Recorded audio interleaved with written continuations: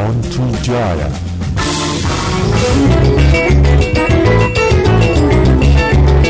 Baik, profesional muda juga ada Palembang Jazz Community. Inilah Riri Memeri dari Balawan. Kita sudah tersambung dengan Balawan di ujung telepon. Apa kabar? Selamat malam. Selamat malam. Apa kabar? Sehat? Baik, Mas. Bisa dikomentari dulu nggak nih komposisi Riri Memeri ini biar ada penjelasan ke pecinta Balawan di Palembang dan sekitarnya ini. Jadi Riri Memeri ini juga saya kembali ke unsur yang lama di awal album saya juga. Ini Riri Memeri sebenarnya lagu tradisional daerah Bali yang saya ini juga lagu anak-anak juga. Jadi satu lagu ini saya rearrange lagi gitu tema melodinya ini. Jadi ini sebetulnya lagu anak-anak dari Bali itu gimana? Ya, lagu anak-anak dari Bali sebenarnya. Oh gitu ya. Udah hampir punah, orang nggak ada yang tahu lagu ini. Nah, yang sekarang udah nggak tahu lagi, makanya saya giniin lagi. Oke, jadi ada misi tertentu sebetulnya ya dengan misi pelestarian lagu-lagu tradisional. Ya, nge-blow up lagu tradisional Bali. Secara aransemen seperti apa sih sebetulnya? Apakah memang basicnya masih ada dari lagu aslinya atau dibikin seperti apa oleh Balawan? Basicnya masih tetap ada. Jadi untuk lagu ini kan saya nggak pakai drum, lebih ke tradisional, semuanya pakai gendang. Cuman unsur jazzy-nya masih ada juga gitu loh. Jazzy dan improvisasinya tetap ada, jadi ciri khasnya saya gitu. Oke. Jadi saya memperlakukan lagu ini seperti kayak lagu standar gitu, seperti jazz standar treatmentnya gitu. Gitu. Di sini keterlibatan batuan etnik atau gimana ya Balawan ya kalau di komposisi ini? Ada keterlibatan batuan etnik juga. Ada yang pemain gamelan maestro juga, jadi saya ngajak beberapa pemain maestro yang bisa saya ajak untuk kolaborasi juga di sini. Oke.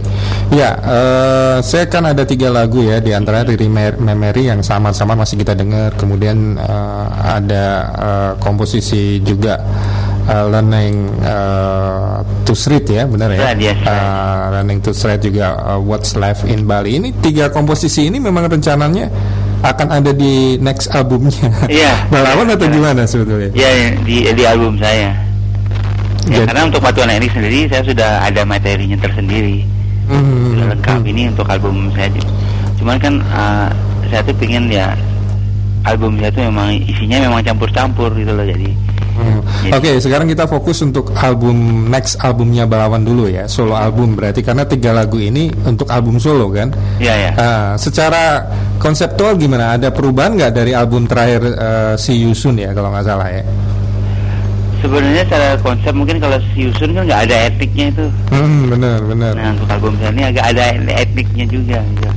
Jadi ada unsur gamelan juga beberapa gitu. Jadi memang kadang-kadang bingung juga sih, kadang-kadang sebenarnya saya lagi mikirin suatu konsep yang unik juga untuk di album ini, karena nanti saya ada nyanyi juga gitu. Jadi mungkin lebih kepada judulnya mungkin My Guitar and Voice ya. Jadi gitu ya. Lebih ada seperti itu, cuman yang isi nyanyi mungkin dikit 2 atau 3 lagu aja, 3 lagu maksimum. Sisanya kalau track saya, album saya kan ciri khasnya tracknya banyak kan. Bisa 12 sampai 14 gitu, jadi. Iya. Jadi seperti itu. Yang Si Yusun aja ada 14 track gitu kan. Jadi seperti itu. Kalau yang untuk next ini akan juga banyak juga seperti itu. Kayaknya akan banyak, minimal 11 kayaknya. Oh, 11. Akan ada bonus DVD video lagi atau enggak ya? DVD kayaknya enggak. Oke, enggak ya. Ya. Ini sudah ada 3. Sebenarnya sejauh mana sih? Apa sudah baru 50% atau memang sudah dalam taraf finishing atau gimana sebenarnya? Sebenarnya udah taraf finishing, tinggal ngisi gitar yang benar aja gitu. Kalau gitarnya, kalau yang itu sih sudah yang shred itu dan yang shred itu udah hampir final, itu tinggal di mixing ulang aja, mungkin di balancingnya itu yang lainnya. Tapi sisa yang lain masih, karena saya pengen album itu bisa diterima di semua kalangan, karena sekarang zaman digital. Jadi istilahnya memang di Indonesia tuh zaman sekarang ini agak susah, jadi istilahnya bisa misalnya kita rilis album, misalnya Trisam misalnya, oke albumnya asik, ya udah segitu aja gitu ya.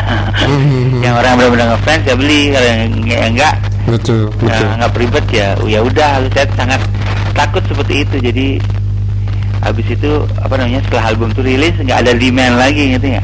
Betul. Jadi kalau nggak ada, karena untuk secara promosional bingung juga apanya yang dipromosikan gitu loh. Jadi karena nggak apalagi untuk orang radio untuk memutar musik instrumental itu sangat susah. Jadi pengalaman saya dengan album sebelumnya lebih kepada ya seperti sekarang album saya misalnya Magic Fingers, ada beberapa vokalnya ya. Ada beberapa vokal. Tetap aja orang request kan, yang ada nyanyi lagu itu tetap aja di request, albumnya masih tetap dicari, masih diproduksi segala macam. Nah dengan begitu orang yang nyari album saya akan melihat saya tuh dari sisi lainnya gitu loh. Jadi album itu semacam jembatan perkenalan untuk orang yang awam juga gitu, orang yang dengar misalnya lagu Semua Bisa Bilang, tapi di albumnya ada apa lagi sih gitu loh. Ya ternyata ada instrumental seperti ini gitu loh. Ya kalau kita lihat teknik tapping juga masih tetap menonjol ya nantinya. Ya tetap pasti. Ya, kalau dari label kan kita lihat si Yusun Universal Music, kemudian Trisam juga. Ini apakah masih tetap sama atau gimana? Saya lagi nego-nego sih sekarang. Ya, gitu ya. Harus label itu sekarang harus ditegasin. Nanti promonya kan gimana?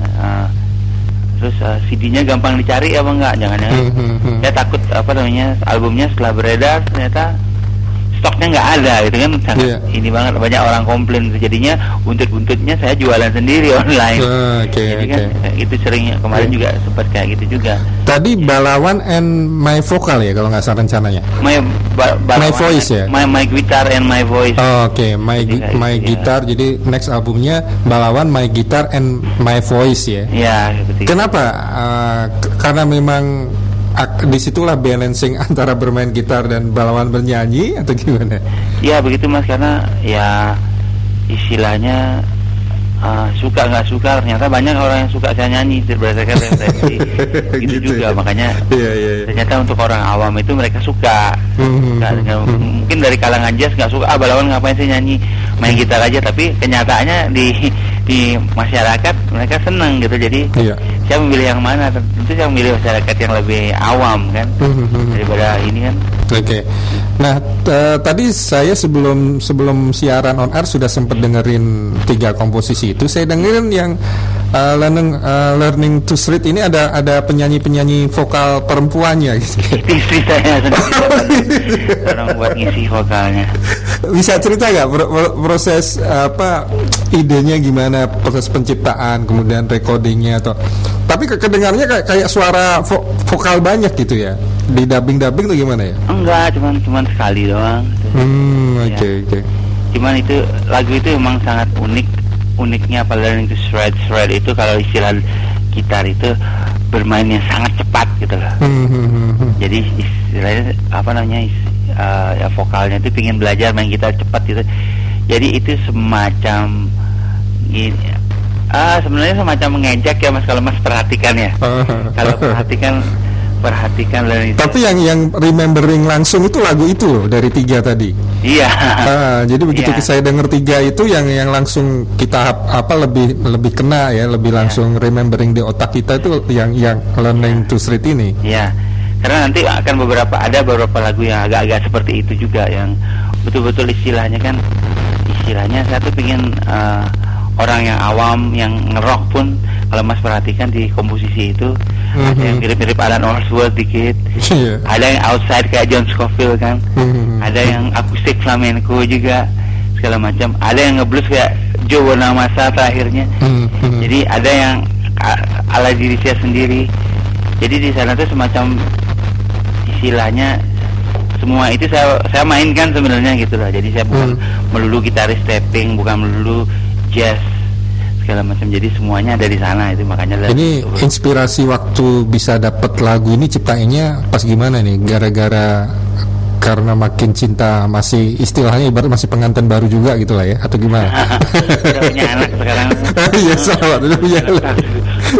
Langsung cepet ya. Ya jadi emang pengen saya bikin komposisi yang apa namanya, kan ada lucu juga. Jadi mungkin kalau selama ini kan musiknya terlalu serius. Kalau kayak gitu, kalau diperhatikan lagu itu kan agak gagak semacam kamu main sekarang set.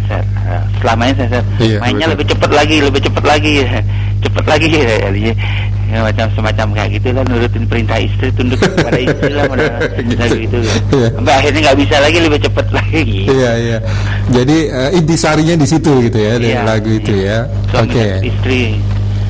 Oke, kemudian kalau lagu yang What's Left in Bali ini kembali kayaknya warna etniknya agak cukup ini ya. Iya, tapi dominan nanti ya.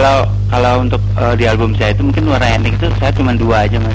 Oh gitu ya. Jadi itu mungkin 2, Memory sama What's Left in Bali itu aja yang warna etniknya kental, yang lainnya enggak. Iya, tadi saya sempat Karena kaget. tetap ada harus tetap ada unsur itu saya. Saya Dan kirain tadi, orang-orang- wah ini batuan etnik ya, karena dari tiga saya dengar 2 aja kental etniknya. Gitu. Iya. Iya, kalau What's Left in Bali ini gimana? Dapat idenya gimana tuh? Idenya lagu itu? sih mungkin karena kalau What's Left in Bali itu kan, di Bali itu sekarang kan lagi crowded. Jadi orang-orang luar itu bebas beli tanah. Oke. Tanah itu jadi mahal karena orang-orang asing yang beli gitu loh. Jadi jadi nanti di Bali itu nanti tersisanya ya itu. Jadi udah nggak ada sawah lagi, semacam itulah, semacam Oh iya, ini ada semacam kritik sosial lah ya. kritik sosial, lagu itu agak kritik sosial juga gitu. Jadi, Hmm. nanti makanya di album nanti saya jelaskan ini di belakangnya apa. Kadang-kadang kan orang kan Betul. album yang sebelumnya kan nanya main sinema itu apa sih, kenapa bisa lagunya ini. Kayak nanti perlu dikasih semacam note di Betul. bawah judul lagu itu, ini maksudnya ini. Jadi orang saat mendengarkan tuh lebih dalam gitu. Mungkin harus kayak gitu kalau musik instrumental kan. Ya, saya amati kan selalu kalau ngeluarin album nih Balawan sangat sangat mempertimbangkan marketable-nya. Nah, ini sudah ada dalam bayangannya, misalnya kira-kira tadi katanya mungkin minimal 11 track, apa itu lagu mana yang kira-kira mau di blow up gitu ya? Belum ya? Lagu yang di blow up sih belum mas. Belum ya. Karena saya pengen karena pengalaman saya kemarin itu kalau bikin instrumental setiap interview ke radio ada yang si vokal nggak ada ya? Males banget nih muterin instrumental, mereka takut mendengarnya pindah ke channel lain. Banyak kejadian, apalagi di Bali mas ya. Kejadiannya seperti itu biasanya, makanya harus saya siapkan juga. Oh ini jadi ya begitulah, berusaha Kecuali yang memang menjembatani dan memberi acara jazz ya. everybody happy. Oke, sudah ada plan kira-kira deadline-nya kapan nih album yang ketiga nih, My Guitar and My Voice ini akan launch kira-kira? Nah ya nanti pas bulan puasa kan, bulan depan nanti saya kerjakan full, saya bisa konsentrasi kan karena waktunya banyak kosong kan berarti kalau pas bulan puasa ya. Jadi nanti mudah-mudahan akhir tahun masih bisa. Iya. Oke, ini ada beberapa hal yang menarik ya. Waktu ada beberapa acara yang dimana di situ Balawan terlibat ya. Yang mungkin kita pengen dapat cerita dari Balawan sendiri adalah waktu Balawan ada semacam gitar klinik atau apa waktu itu dengan Jubing sama Andi, di mana mereka basicnya adalah rock dan klasik ya, dan situ ada beberapa komposisi yang menarik. Bisa cerita nggak waktu Balawan tampil dengan Jubing Kristianto juga dengan Andi Owen ya? Ya, kalau dengan Jubing mungkin beliau tuh salah satu gitaris yang unik, yang menarik juga kan, karena jarang banget orang mau mainkan solo gitar seperti itu ya. Jadi sangat cocok sih main dengan saya itu, karena orangnya juga terbuka gitu loh, dan bisa nerima masukan gitu, bisa mau belajar gitu, saling belajar gitu, itu bagusnya. Jadi sangat enak gitu, diajak kerja sama. Begitu juga Andi Owen, orangnya mau bareng-bareng gitu loh istilahnya. Tahu lah porsinya di mana harus bagaimana, di mana harus menonjol, di mana harus ngeritem, benar membackup gitu.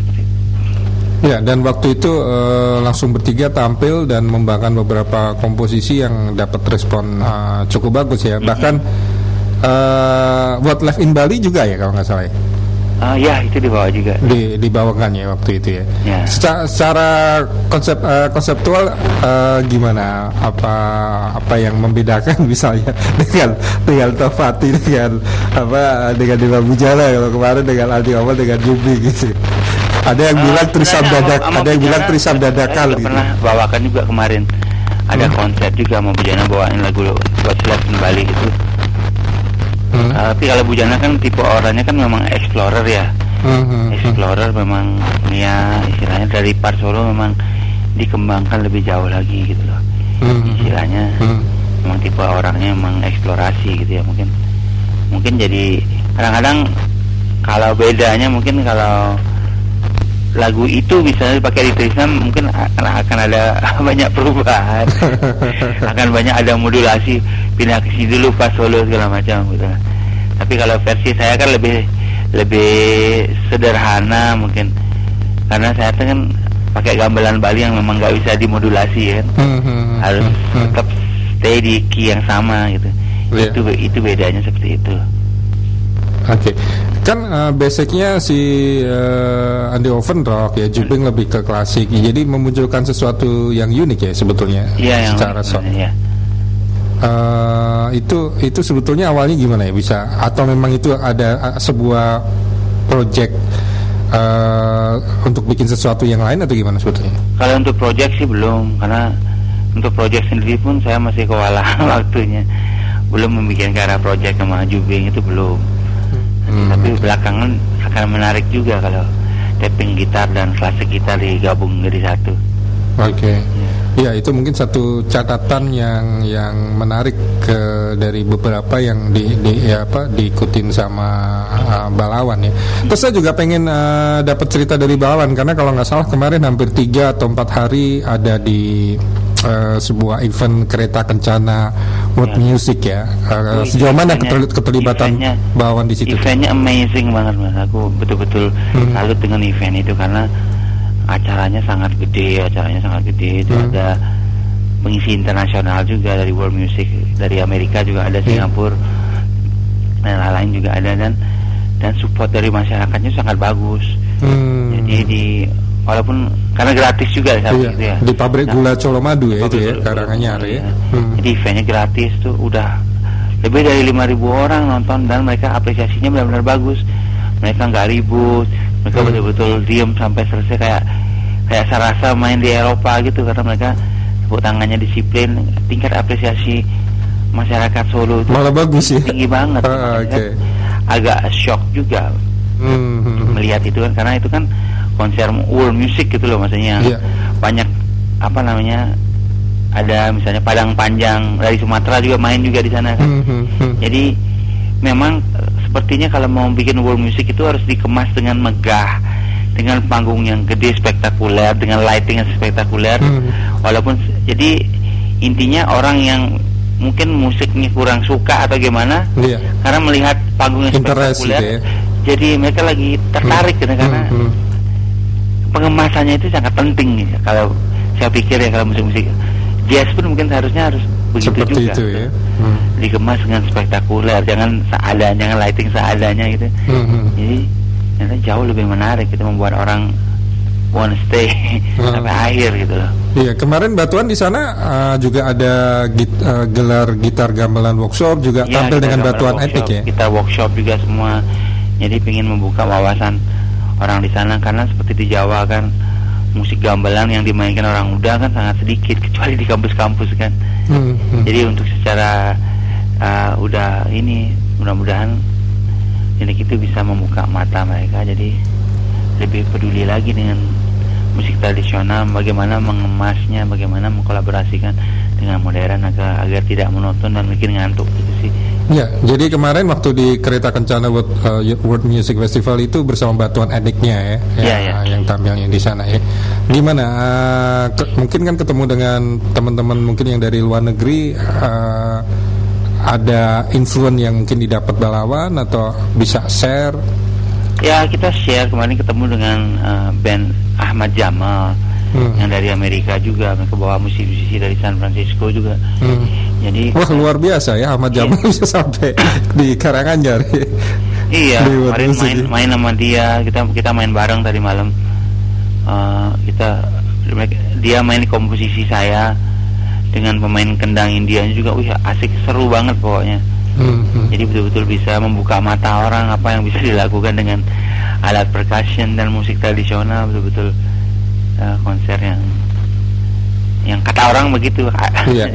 Nah, oke, ini ada yang masuk di SMS kami ya, di 0811 713 876.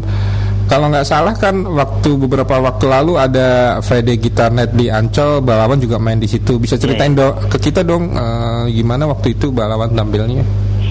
Waktu Kan banyak Friday Night gitaris Guitar tuh. Night itu ada 15 gitaris ya kalau nggak salah. 17 malah. Berapa Mas? 17. 17 ya, luar Jadi biasa.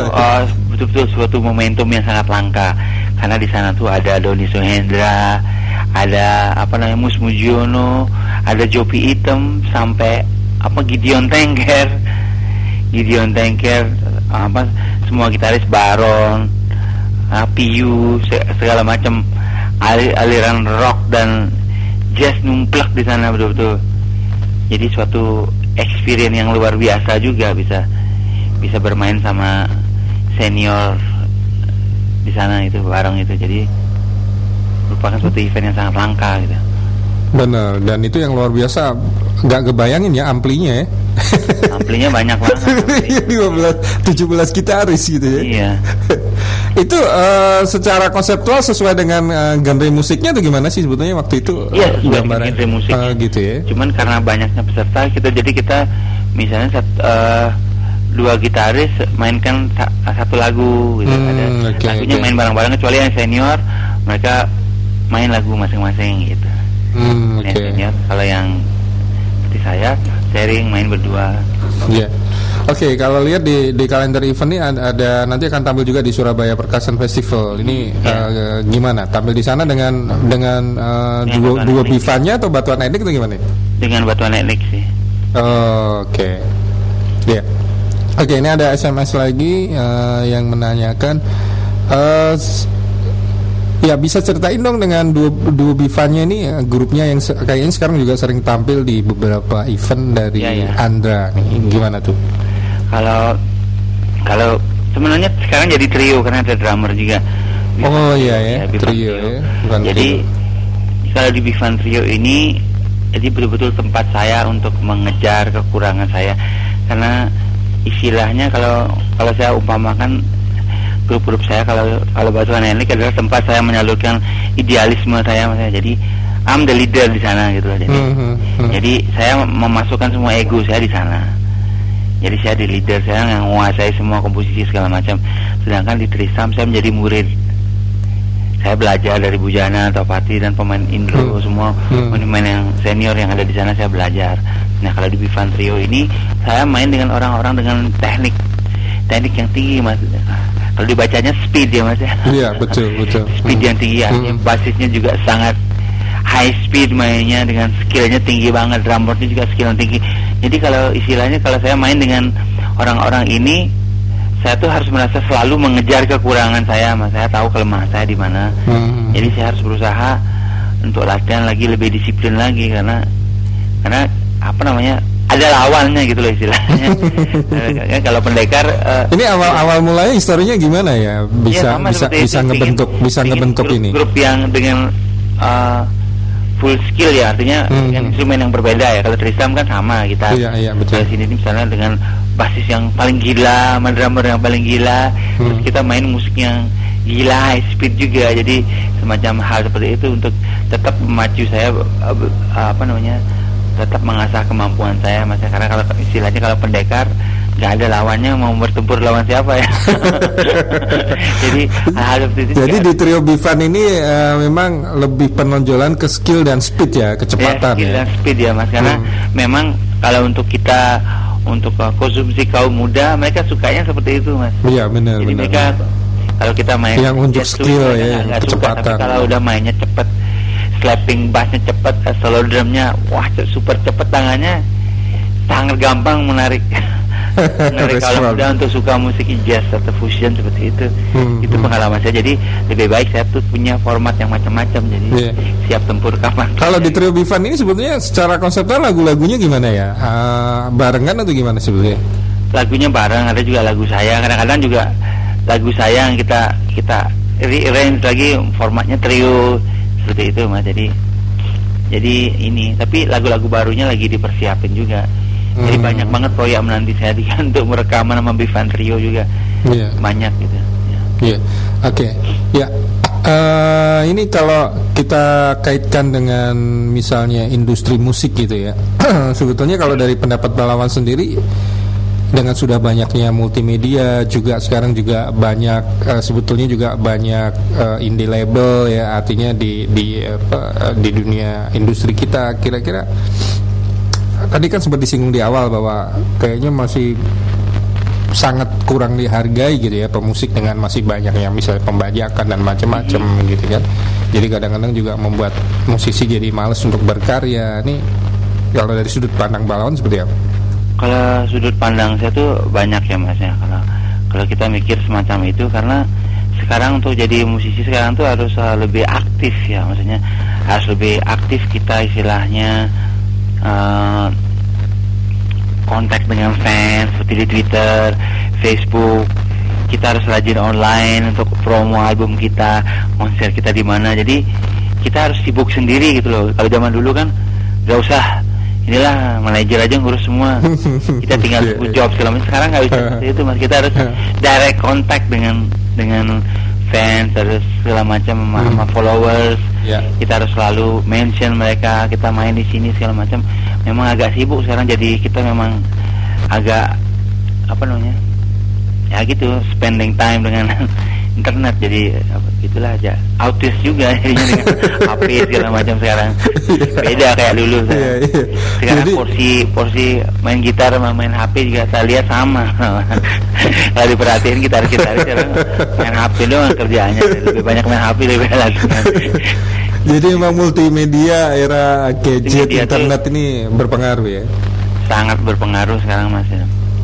Cuman balik lagi sebenarnya kalau kita ngomongin industri ya memang harus banyak kendala, yang misalnya ini kita ngerilis album terus susah didapat di daerah-daerah, itu kendala yang sangat klise gitu. Jadi kita gembor-gemborkan, rilis album ini udah keluar segala macam, tapi di tokonya nggak ada. Jadi ribet banget, karena padahal peminatnya banyak. Karena kemarin saya survei Mas, survei iseng aja, saya jual album saya yang Siusun itu lewat Facebook. Facebook pingin aja gimana jual pemesanan lewat email, mereka transfer segala macam. Dalam sebulan itu udah hampir 100 nggak nyampe sebulan sih Mas.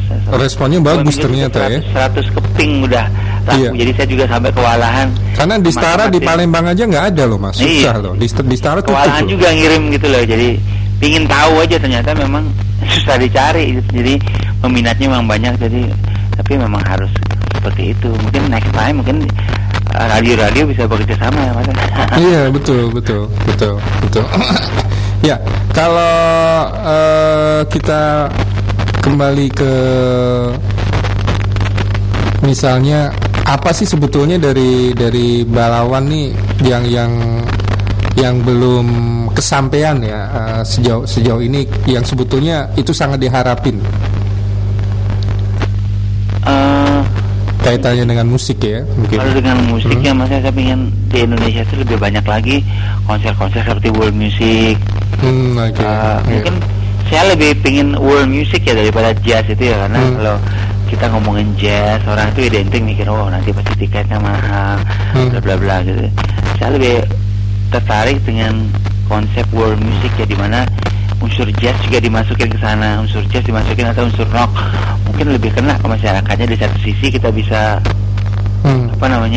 main jazz juga, di satu sisi juga bisa tetap mengembangin alat musik tradisional Indonesia. Saya lebih suka ke sana. Kalau saya disuruh memilih, saya lebih memilih world music, karena dalam world music itu bisa diselipin jazz juga daripada jazz festival segala macam. Orang mikirnya lagunya swing ngebass dang kayak gitu, orang ntar ngantuk udah tiketnya mahal. Kesan seperti itunya sangat banyak yang orang tuh mikir seperti itu. Jadi makanya karena banyak kesan seperti itu, makanya sekarang untuk acara jazz itu udah nyampur mas. Kalau event jazz ternyata yang main band pop ini gitu loh, yang nggak terlalu jazz gitu. Jadinya seperti itu untuk menanggulangi ini orang gitu. Jadi, Oke, ini ada pertanyaan menarik di SMS di 0817733876. Apa betul sebetulnya di Batuan Etnik itu kan juga memakai gamelan-gamelan Balinya itu memang di setting khusus ya, bukan apa dari katanya saya baca di referensi internet tuh dari besi beda gitu loh, dibikin sama balawan beda, karena kalau pakai yang aslinya kadang-kadang mungkin nadanya bisa berubah-ubah karena sering dipakai. Jadi gimana jadi benar mas, pengalaman saya dulu sih kita memang pakai dari bahan kuningan, tapi setelah kita sering bawa tur ke luar negeri, mungkin ada perubahan cuaca, kan dia bisa fals mendadak gitu mas. Karena itu tekanan udara kan nggak lucu banget kan kalau kita udah jauh-jauh tur ke Eropa sampai di sana, loh kok gamelannya fals, jadi saya harus nyetel gitar saya ngikutin gamelan gitu. Jadi saya akhirnya merancang untuk bikin suatu sistem gamelan yang terbuat dari besi ya. Jadi gamelannya dibuat dari besi ya? Dari besi, jadi dia sekali dicuning dengan benar, dengan apa namanya, dengan tuner yang dengan frekuensi 440 gitu. Jadi sama dengan piano, sama dengan frekuensi gitar juga. Jadi tuning seperti itu. Oke, jadi gamelannya dengan besi yang dicuning menyamai suara piano dan gitar gitu. Iya, 440 frekuensi. Iya. Jadi memang itu bukan gamelan biasa gitu. Iya. Tapi dari segi nada sama dari ya? keakuratan tuning sangat sama dengan gitar. Ya, jadi itu. Tapi ada juga kelemahannya, suaranya sih memang kurang bagus mas. Iya, tidak sebagus yang aslinya malah gitu. Dari kuningan itu. Kalau memang untuk kebutuhan dibawa tur kemana-mana lebih aman membawa yang ini. Itulah ya. Oke. Ya. Ini pertanyaan terakhir dari saya di Jazz on Tria malam hari ini. Kalau misalnya ada kesempatan untuk berduet bareng gitaris luar negeri, siapa yang paling diinginin dan alasannya apa? Kalau berduet dengan gitaris luar negeri banyak mas, tapi yang paling tentu kan gitar hero saya John McLaughlin. Karena alasannya kenapa? John McLaughlin di samping idola saya juga tekniknya sangat tinggi, dari segi musikalitas ya udah melangkah jauh dan menggabungkan antara teknik dan spiritualitas gitu. Spiritualitasnya India gitu, jadi musiknya itu benar-benar berspirit gitu. Jadi dia main cepat dengan speed yang tinggi itu seperti menuju kemana gitu. Itu bedanya mah gitaris-gitaris yang mungkin cepat saja kan banyak kalau kita ngomong, tapi dari segi eksplorasinya bagaimana dia menggabungkan musik India segala macam. Itu tuh sangat penting bagi saya gitu lah.